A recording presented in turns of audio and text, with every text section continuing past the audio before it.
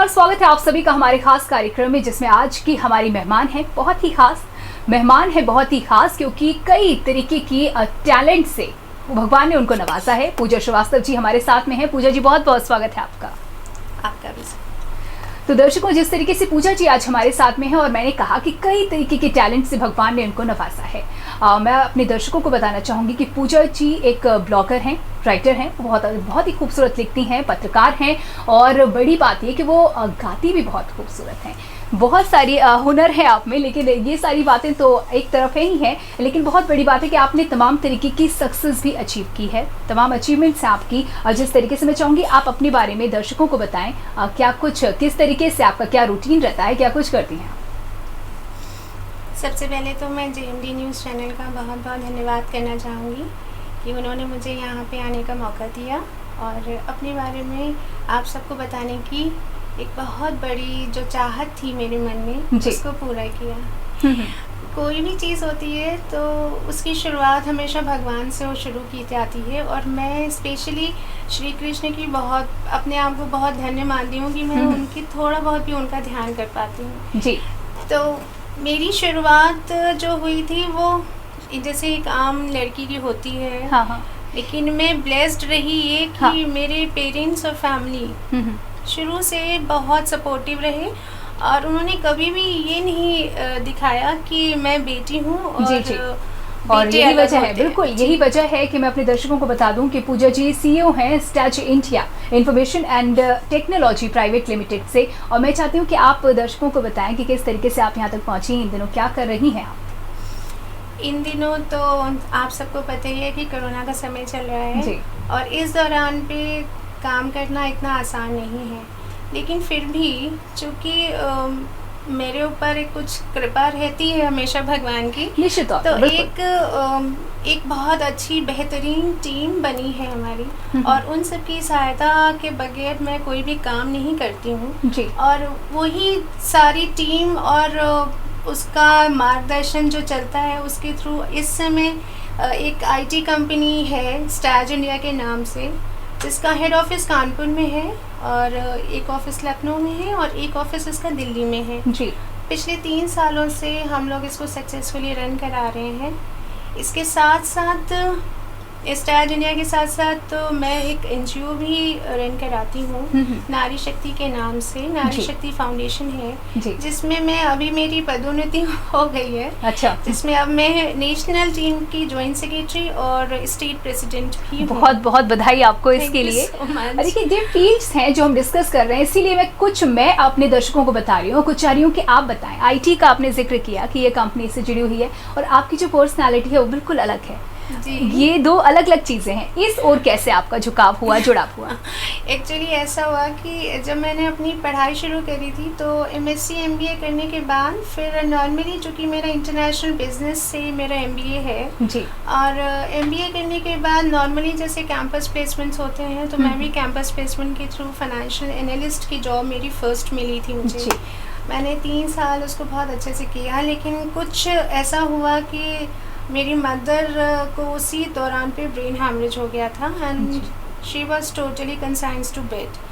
तो वहाँ से मुझे उसको छोड़ करके वापस घर आना पड़ा। हाँ। तो यहाँ आने के बाद फिर मेरा लिखने का शौक बहुत शुरू से था जी। शुरुआत से आपने जर्नलिज्म भी किया हुआ है? जी जी जी जी मैंने जर्नलिज्म बाद में किया, जब ये बाद में किया इसके जी जी। अच्छा। क्योंकि राइटिंग प्रोफेशन को मैंने कभी नहीं चूज किया हुआ था और स्टार्टिंग से मैं MBA के थ्रू ही आगे बढ़ रही थी। फिर जब देखा तो मेरी मदर बहुत प्रोग्रेसिव रही हैं अपने समय पे भी और उन्होंने मुझे भी बहुत प्रमोट किया।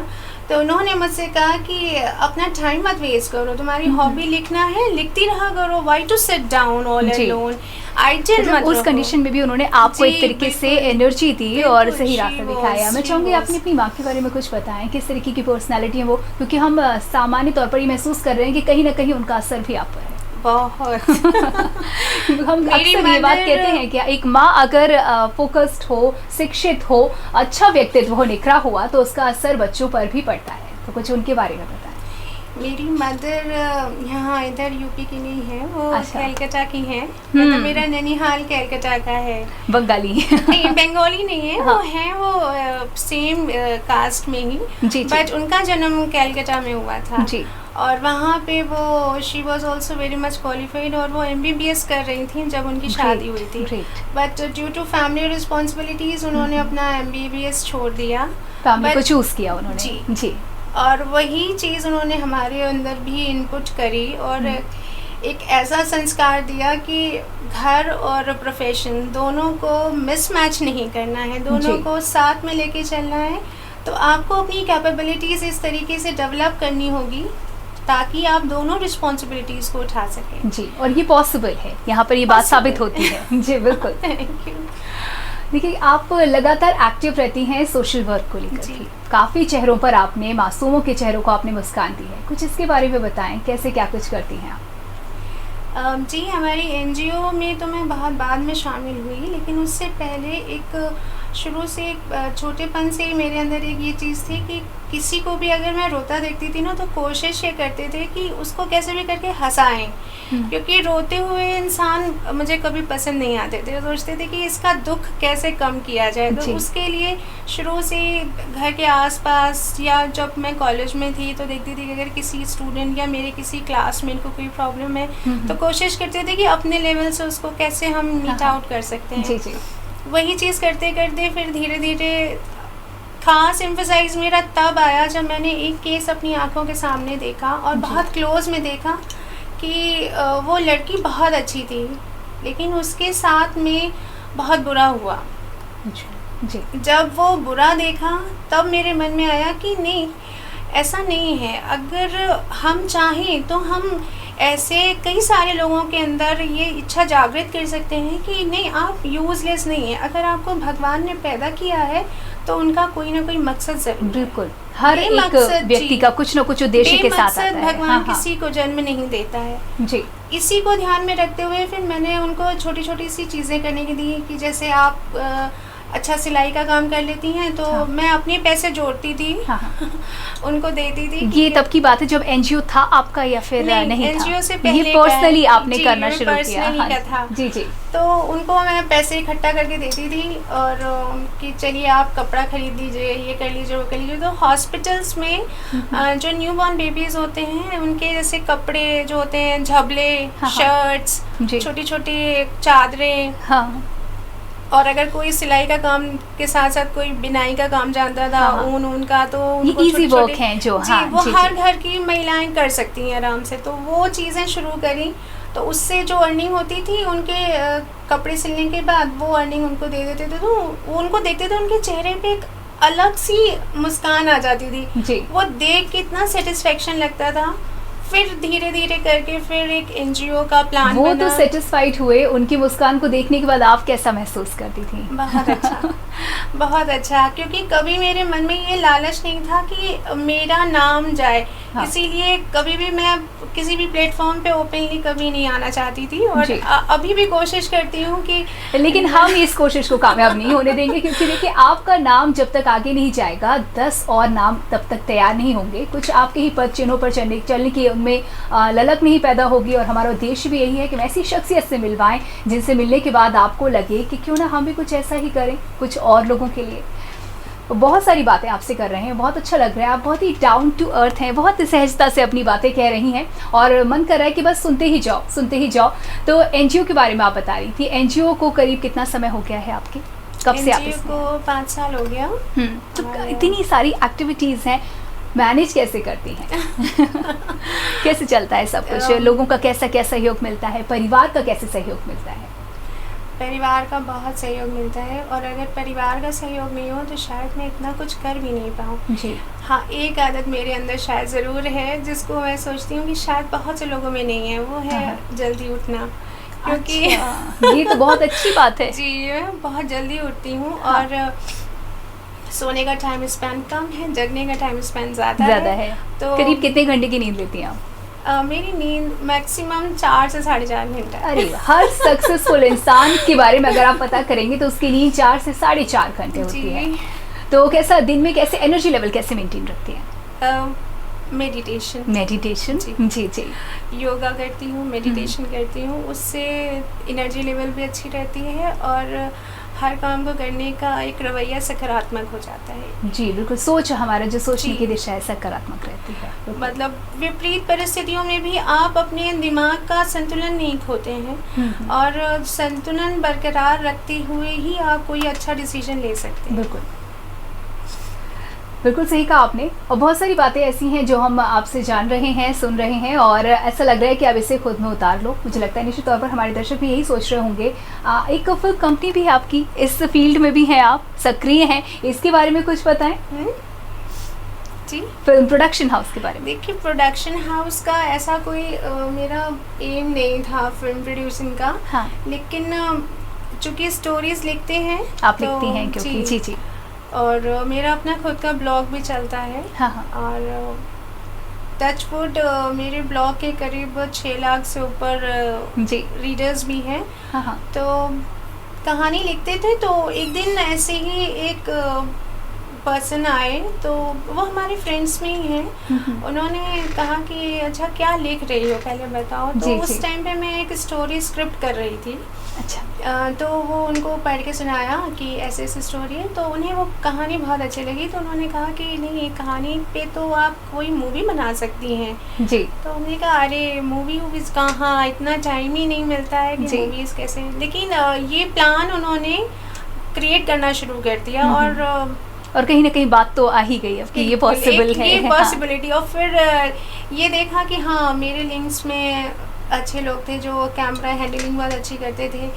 फिर जब इसकी स्टार्टिंग करी तो मैंने एक वैकेंसी डाली थी जी, प्रॉपर हाँ। कि जो भी अपना इस फील्ड में कैरियर बनाना चाहते हैं वो कांटेक्ट करें जी। तो जब मैंने देखा कि इतने सारे स्ट्रगलर्स हैं जिनको प्रॉपर अटेंशन नहीं मिल रहा है, तब फिर मैंने अपना एक प्रोडक्शन हाउस खोला जी। और उसमें डाला ही वो उसका टैगलाइन ही डाली कि this is a open platform for every strugglers. क्योंकि मैंने खुद में फेस किया बहुत सारे अपने कैरियर के लिए स्ट्रगल्स। तो एक एम सक्सेसफुल होता दिख रहा था कि जो मैंने स्ट्रगल किया है, क्योंकि मेरे पास ये बैकग्राउंड्स नहीं थे जी जी। टोटली फैमिली जो बैकग्राउंड था वो पूरा सर्विस क्लास का था जी। बिजनेस करने में मैं अपनी फैमिली में पहली और शायद एक ही अभी तक महिला, वो भी महिला बिल्कुल, और सक्सेसफुल तो जी। वहाँ पे जो भी स्ट्रगल्स फेस किए, तो अल्टीमेटली सोचा कि नहीं, हम सारे यंगस्टर्स की टीम बनाएंगे जी। और वो सारा मैजिक क्रिएट करेंगे। और अब वो मैजिक काम भी कर रहा है, अब आउटपुट भी सामने आ रहा है। और आपकी जो सफलता आपको मिली उसके लिए बधाई, जो काम चल रहा है उसके लिए शुभकामनाएं, और आगामी जो भी कार्य हैं आपके, जो भी आपका प्रोजेक्ट है उसके लिए बहुत बहुत बधाई देती हूँ, मैं आपको शुभकामनाएं देती हूँ। जैसा कि आपने बताया कि आप एक बिजनेस के फील्ड में आने वाली अपने परिवार में एक पहली और महिला रही हैं, ज़्यादातर सब सर्विस क्लास हैं, जॉब कर रहे हैं। जब आपने इस लीग से हट करके एक फ़ैसला लेने की सोची या उतरने की सोची, कैसा क्या रिएक्शन रहा फैमिली का? क्योंकि बात यहाँ पर मैं चाहती हूँ, मैं आपके उस पक्ष को पेश करना चाहती हूँ, दृढ़ संकल्प जो होता है और मजबूती, कॉन्फिडेंस, कैसा क्या आपको फैमिली का क्या रिएक्शन रहा? स्टार्टिंग तो हमने भी जॉब से ही करी थी जी। लेकिन उसके बाद फिर बीच का ऐसे समय आया 2-3 साल का जिसमें मुझे जॉब भी छोड़नी पड़ी। हाँ। और कैरियर ऑलमोस्ट एक मतलब जैसे कहते हैं ना, एंड आ गया था। और एक टाइम वो एक तो आपकी शादी हो चुकी थी? जी जी। अच्छा। अब वो लगता था कि ये टाइम शायद अब एज इन फ्यूचर प्रोस्पेक्ट्स मेरा ये कैरियर का एंड पार्ट है, अब तो घर देखना है सिर्फ। लेकिन उस मोमेंट पे मुझे सपोर्ट करने वाली भी 2 महिलाएं थी। बहुत बढ़िया जी। और उन्हीं दोनों महिलाओं ने, एक मेरी मदर, और मेरी मदर बहुत मुझे बहुत प्रमोट कर दी। और स्टिल आज भी अगर किसी परेशानी में होती हूँ तो सबसे पहले वही बोलती हैं, परेशानी इम्पॉसिबल तो वर्ड बेटा आपकी डिक्शनरी में नहीं है, और वरना भी वो पॉसिबल से ही मिलके है, आई एम पॉसिबल। और दूसरी मेरी चाची जी हैं जिन्होंने मुझे बहुत सपोर्ट किया, और इन दोनों के सपोर्ट से मैंने अपने कैरियर को दोबारा टर्न किया। और चूँकि जॉब के लिए मुझे अपना घर छोड़ना पड़ता, हाँ, तो वो अब उसका ऑप्शन क्या था, उसका ऑप्शन ये था कि नहीं हम यहीं कुछ रहेंगे, ऐसा लेकिन जो, कुछ ऐसा हाँ। करेंगे जो अलग होगा।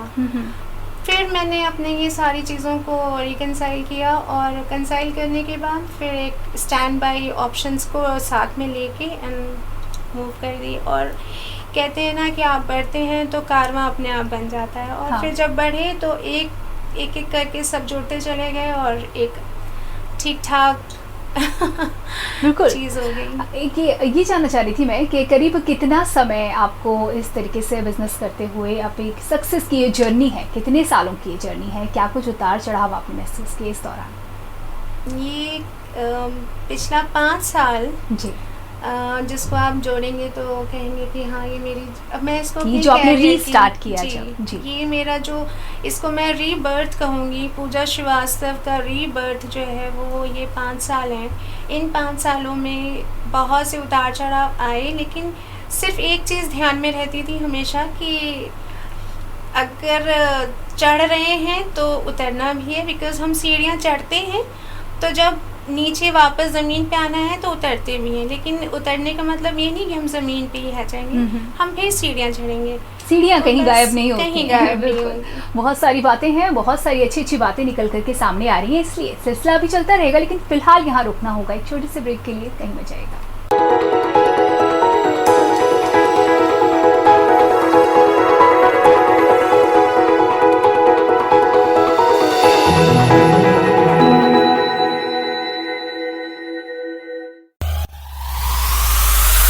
अब डेन और आपका रिश्ता होगा और भी गहरा। सिर्फ 299 में लीजिए आनंद अपने मनपसंद चैनल्स का न्यूज और मनोरंजन के साथ IPL और लाइव क्रिकेट। अनलिमिटेड मजा सिर्फ 299 में। आनंद साहब से लाइव गुरबानी, लोकल खबरें, भोजपुरी गाने व फिल्में सिर्फ 299 में। ऑफर का लाभ उठाएं।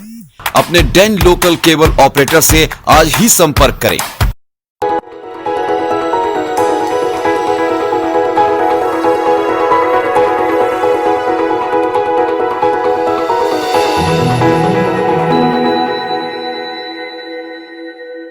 ब्रेक के बाद आप सभी का स्वागत है। आज है हमारे साथ बहुत ही खास शख्सियत पूजा श्रीवास्तव जी, जिनसे बहुत सारी अच्छी अच्छी प्यारी प्यारी बातें हो रही हैं और बहुत ही काम की बात हो रही है। पूजा जी, जिस तरीके से हम आपको जान रहे हैं, जो व्यक्तित्व है आपका, कहीं ना कहीं आपने जो भी काम किया, जब शुरुआत की तो एक सोशल वर्क मैंने महसूस किया। आपने फिल्म प्रोडक्शन हाउस खोला तो उनको ध्यान में रखते हुए कि बहुत सारे स्ट्रगलर्स हैं जिन्हें काम नहीं मिलता है। NGO तो निश्चित तौर पर इसी उद्देश्य से किया जाता है, ये कार्य के लोगों की मदद की जा सके। अगर आपको बात की जाए, अगर महिलाओं की जो स्थिति है, खास तौर पर क्योंकि आप महिला हैं, हम महिला हैं, और आपको मोटिवेट करने वाली भी आपने जिनका जिक्र किया वो भी 2 महिलाएं ही हैं, तो महिलाओं को लेकर के आपके क्या खास विचार हैं जिनकी आप मदद करती हैं? उन्हें क्या लगता है, सिर्फ मदद करना काफ़ी है या फिर उनके व्यक्तित्व को इतना मजबूत बनाए जाने की ज़रूरत है कि वो भी आगे बढ़कर अगलों की मदद कर सकें? इस पर क्या सोचती हैं आप? बिल्कुल, केवल एक ये मदद कर देना, तो आप एक तरीके से किसी को भी, आप केवल महिला भी नहीं, अगर आप किसी पुरुष की भी बात करें, अगर आप उसकी सिर्फ मदद ही करते हैं, हाँ। तो एक समय आता है कि वो आपकी मदद का ही सिर्फ लाभ उठाना बिल्कुल, डिपेंड, एक तरीके की डिपेंडेंसी है। हाँ, बिल्कुल। तो ये डिपेंडेंसी किसी भी इंसान में नहीं होनी चाहिए। तो जब मैंने ये NGO या महिलाओं के पक्ष में आवाज़ उठानी शुरू करी, तो मेरा उद्देश्य यही था कि आवाज़ उठाने से कुछ नहीं होता है कि हम सिर्फ नारे दे दें, भाषण कर दें कि ऐसा होना चाहिए, वैसा होना चाहिए, उससे कुछ भी लाभ नहीं मिलेगा, क्योंकि ग्राउंड लेवल की जो चीज़ें हैं वो भाषणों से या नारों से कभी भी हो नहीं सकती है, पूरी नहीं हो सकती है। उसको पूरा करने के लिए आपको खुद उसी परिस्थिति में अपने आप को लाना पड़ेगा। जी। जब मैंने शुरुआत करी तो बहुत सी ऐसी महिलाएं थीं जो अपने अपने परिवारों से बहुत ज़्यादा प्रताड़ित थीं, लेकिन मैंने उनको सिर्फ यही एक सलाह देती रही, और आज भी मैं देती हूँ अपने, जब भी किसी मंच पर होती हूँ तो हमेशा यही कहती हूँ कि आप मेरी सलाह इसलिए मत मानिए कि आपकी स्थिति को देख के मैं अपने आप को बहुत महान समझ रही हूँ। आप मेरी चीज़ों को, मेरी बातों को इसलिए समझने की कोशिश करिए कि क्योंकि ये आपके लिए, आपके परिवार के लिए ज़रूरी है। बिल्कुल। जब तक हम खुद से प्यार नहीं करेंगे हम किसी से प्यार नहीं कर पाएंगे। जी। पहले आपको अपने आप को ठीक करना होगा, अपनी सोच को देखना होगा कि आपकी सोच इतनी डिप्राइव्ड हो गई है कि आज आप ये सोच रही हैं कि मेरे हाथ बेकार, मेरे पैर बेकार। क्यों बेकार हैं? भगवान ने आपको हाथ दिए हैं, ठीक है, आप उन हाथों से आप कुछ नहीं कर सकती, लेकिन आप अपने लिए तो कुछ कर सकती हैं। जी। बहुत छोटा सा उदाहरण देना चाहूँगी कि भगवान फल फूल सब्जी सब देता है, लेकिन उसको लाना हमारा काम होता है। बिल्कुल। अगर हमें अपना पेट भरना है तो उसको पकाना हमारा काम है। बहुत सुंदर बात पका की के आपने। हम जी। थाली में सजा के भी रख देंगे तो भी आपको निवाला अपने हाथ से ही खाना पड़ेगा। हाँ। अगर हम निवाला आपके मुंह में डाल भी देंगे तो भी चबाना आप ही को पड़ेगा। चबाना आपको ही पड़ेगा। बिल्कुल। तो अल्टीमेटली करना आपको खुद ही है, तो आप क्यों रो के अपना जीवन बर्बाद कर रहे हैं? अपनी जिम्मेदारी अपनी खुद लेनी जिम्मेदारी होगी। को खुद बिल्कुल। अब क्योंकि आप राइटर भी हैं और जिस तरीके से फिल्म प्रोडक्शन भी है आपका, तो एक सब्जेक्ट पर आप काम कर सकती हैं। आपके हाथ में है कि इस सब्जेक्ट पर हमें काम करना है, किस पर नहीं करना है। लिखती हैं तो निश्चित तौर पर एक विषय होता है। किस विषय पर काम किए जाने की ज़रूरत आप ज़्यादा महसूस करती हैं या करना चाहती हैं?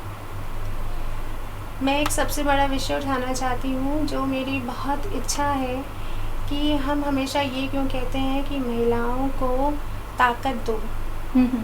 मैं मानती ही नहीं हूँ, क्योंकि महिलाएं स्वयं में बहुत ताकतवर हैं। उनको किसी आरक्षण की ज़रूरत नहीं है। वो आरक्षित श्रेणी में क्यों आएंगी?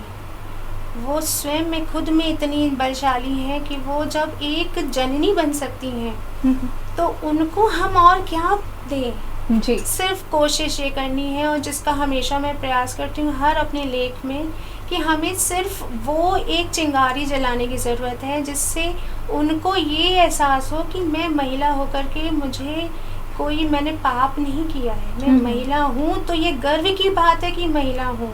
यदि मैं आपको एक बहुत छोटा सा एक अपने ही ऊपर एक टिप्पणी बताना चाहूँगी। ज़रूर। मैं ज़्यादातर ही साड़ी में रहती हूँ। ये मेरा पसंदीदा पोशाक है। बहुत खूबसूरत तरीके से आपने कैरी किया हुआ है। मैं पर्सनली कॉम्प्लीमेंट करना चाहूँगी अपने दर्शकों के सामने। जी। तो मैं एक जगह गई हुई थी, तो हाँ ऑब्वियस बात है, अच्छा चूँकि मेरे समय के जो भी हैं वो ज़्यादातर अलग अलग तरीक़ों के भी पोशाक धारण करती हैं, लेकिन जब मैं पहुँची तो कई लोगों ने मुझसे ये कहा कि आप हमेशा साड़ी में क्यों रहती हैं? हाँ, ये कोई ओकेजन नहीं है। हाँ, ओकेजनली लेती हैं वो साड़ियों को। अरे ये मतलब ये तो पहन के ऐसा लग रहा है कि आप बहुत ऑर्थोडॉक्स ही हैं। तो हमने कहा अच्छा, तो क्या करना चाहिए मुझे कि नहीं, मतलब जब आप पार्टीज में आए तो आपका ड्रेसअप अलग हो। तो हमने कहा इस वेशभूषा में क्या खराबी लग रही है आपको? जी, मैं महिला हूँ, मुझे शर्म नहीं है इस बात की। मैं गर्व करती हूँ कि मैं महिला हूँ, मैं भारतीय महिला हूँ। इसको पहन के मैं और अपने आप को मर्यादित और बहुत ज़्यादा पुरुषार्थ रूप समझती हूँ कि ये मेरे लिए बहुत गर्व की बात है कि मैं ऐसे कपड़े पहनती हूँ कि जो 1000 में से शायद 1 या 2 पहनते होंगे। ये जो कॉन्फिडेंस है कि अगर आप कुछ कर रही हैं तो क्यों कर रही हैं और उस पर कायम रहना, यही ज़रूरत है आज के दौर में, आज के समय में महिलाओं को लेकर के। जिस तरीके से आप अगर बात की जाए कि आप सिंगिंग में भी आपका क्योंकि रुझान है, बहुत अच्छा आप गाती हैं, तो मैं चाहूँगी चलते चलते कुछ खूबसूरत सा हमारे दर्शकों के लिए गुनगुनाते हैं आप। अरे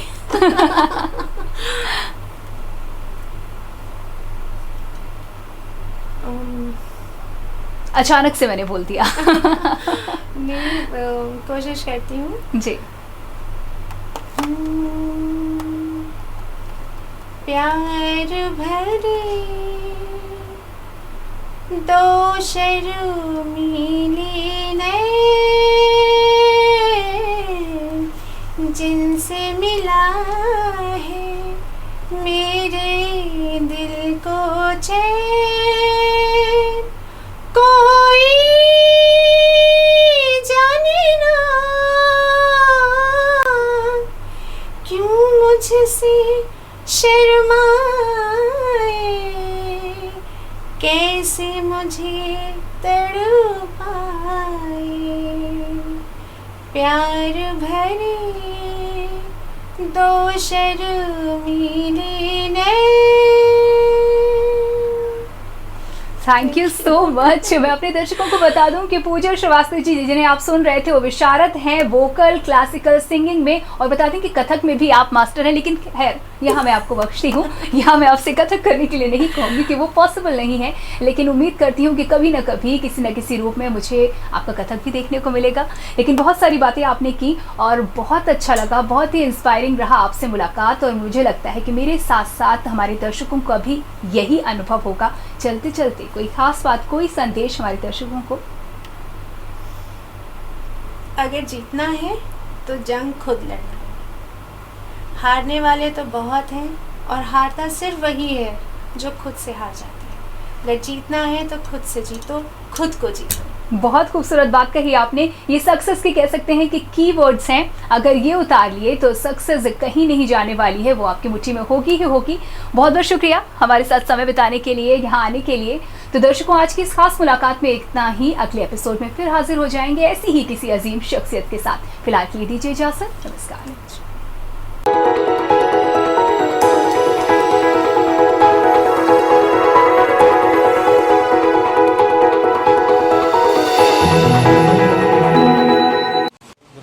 शासन की मंशा के अनुसार हमें सोशल डिस्टेंसिंग बनाए रखना है। इस त्यौहार के कार्यक्रम में भी धार्मिक महत्व के कारण त्यौहार के कार्यक्रम प्रदर्शित किए जा रहे हैं, लेकिन उसके साथ कोई एंटरटेनमेंट का कार्यक्रम नहीं होगा, कोई जुलूस, कोई प्रोसेशन नहीं निकलेगा। वहीं पर होंगे कार्यक्रम, और उसमें भी ध्यान रखा जाएगा सोशल डिस्टेंसिंग का पालन हो। 65 साल से ऊपर के लोग और 10 साल से नीचे के लोग इसका संबंध नहीं आएंगे, इसकी अपील की जा रही है। ये है, इन सभी एहतियात के साथ हम त्यौहार मना पाएंगे। सर, रामलीला का मंचन होगा सर? रामलीला का मंचन होगा, बहुत ही सीमित ऑडियंस के सामने होगा। जिस जगह पे भी होगा वो परंपरागत न्यूज होगा, और उसमें